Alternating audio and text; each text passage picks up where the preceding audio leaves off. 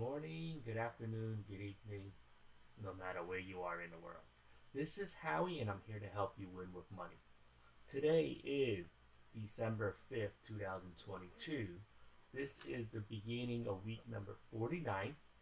And in today's video, I'm going to cover all the trades that I did last week.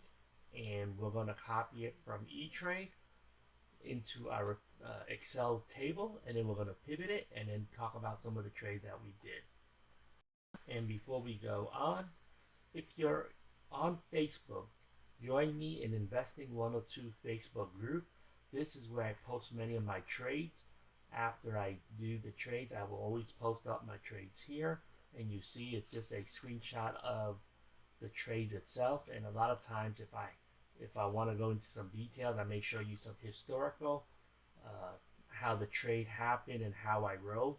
But this is where you can find many of my trades. I posted up literally after when I'm done trading. I normally trade in the beginning of the day, and then I post it up. So let's go straight to E-Trade. And I'm already in the transaction log here. What I want to do is add a filter to the last 7 days, hit the apply button.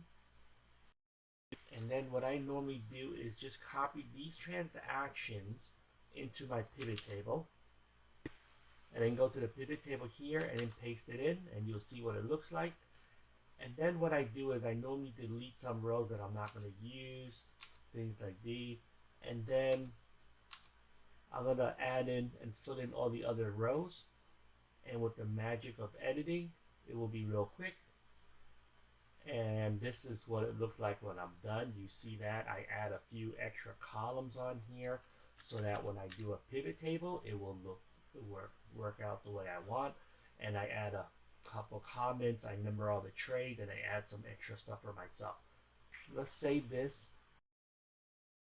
And then let's just go to the top, my pivot. I scroll down here, and then I have this little tracker over here. And then I'm just going to hit the refresh button. And you see there's something wrong over here. I need to add in the next month. And then if you do that, the other month comes in. And then I just have to add week number 48. And you can see that I made some money this week. It's showing green. Next thing you do is go, I have another pivot table, and you'll see that over here. And it's the same thing. This is not lacking the month, so let's hit refresh. And you'll see that. Oh, and it already came in already. So you see that I already have money for the month. So here's my profit. Go back to the previous one here. I go over here, paste it over here, scroll down. I'm going to scroll down over here. And now I just have to fix this particular data point. So I have to copy this P&L here, change that to green. Whoops, wrong color. And I'm up to trade number 1400. This projections is for the end of the year, and I think this is the final number. Let me do some checks, and I think that is correct. So the first thing we're going to talk about is, let's put a filter on 234 method. And you'll see I've been doing this particular trade all year. For last week, week number 48, I made an additional $166. 4510 divided by $9,000. And I now hit the 50% rate of return. There you go. And if I keep this up, I have a few more weeks. I can finish at 52, 54, 58%, who knows. So we're going to keep on tracking that. I rolled mostly the untested side. You can see that here. Actually, these are not rolled. These I created a new one. I remember I closed the January ones. I closed this one here. And I opened a new February 17. That's what I did. But this is working for me. But let's talk about other trades. We'll put a filter on QQQs. This is what I did. I opened it last week. This week I rolled it. I didn't make a lot of money by rolling. You see that I made $7. but I was adjusting the put price because the markets were moving up, so I adjusted it, add some risk back to it. So not a lot of things to look at in the QQQs. Let's look at another trade. Let's put a filter on Square. And here you see Square. Let's just, so for this week, the total profit in Square is $121. And what you see is on a Monday, I think the 28th is a Monday, I rolled down, and you can see what I did. I rolled it from a 71 strike price to a 67, and I made $38. And then later, actually the next day, you can see that. I think that's what happened. I don't remember. Actually, it looked like it went up in price, but I rolled it out to next week, and then I made another 32 bucks. And then on this one here, this one actually did expire. You see, on Friday, there's no more value left, so it's $1. So it cost me $1 to close, but I collected another $52 to roll it to next week.